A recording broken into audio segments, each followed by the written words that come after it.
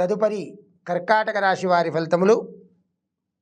పునర్వసు నక్షత్రంలో 1వ పాదము 1 పాదము, పుష్యమీ నక్షత్రము 4 పాదములు, ఆశ్లేష నక్షత్రంలో 4 పాదములు ఈ కర్కాటక రాశిలోనికి వస్తాయి.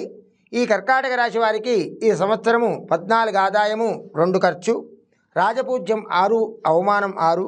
గురుడు ఈ సంవత్సరం ఉగాది నుండి 1/5/2024 వరకు మేషరాశిలో 10వ స్థానమై సాధారణ శుభుడైనందువలన కుటుంబ పరిస్థితులు సంతృప్తికరంగా ఉంటాయి. ఆకస్మిక ధన నష్టం కలిగే అవకాశం ఉంటుంది.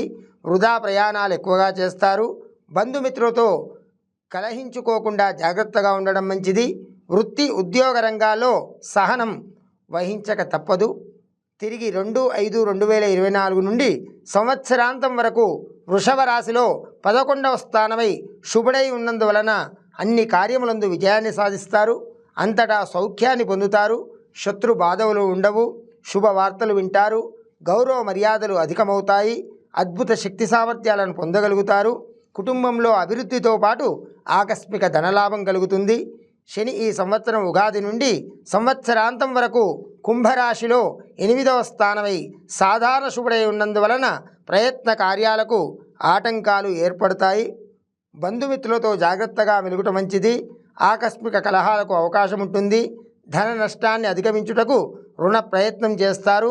కుటుంబ విషయాల్లో మార్పులు ఉంటాయి.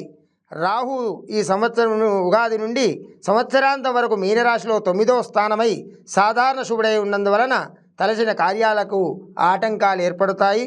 స్థిరాస్తులకు సంబంధించిన సమస్యల్లో జాగ్రత్తగా ఉండడం మంచిది. మోసపోయే అవకాశాలుంటాయి. ఆర్థిక పరిస్థితి ఆందోళనకరంగా మారుతుంది. నూతన కార్యాలు ప్రారంభించరాదు. ప్రయాణాలు ఎక్కువగా చేస్తారు.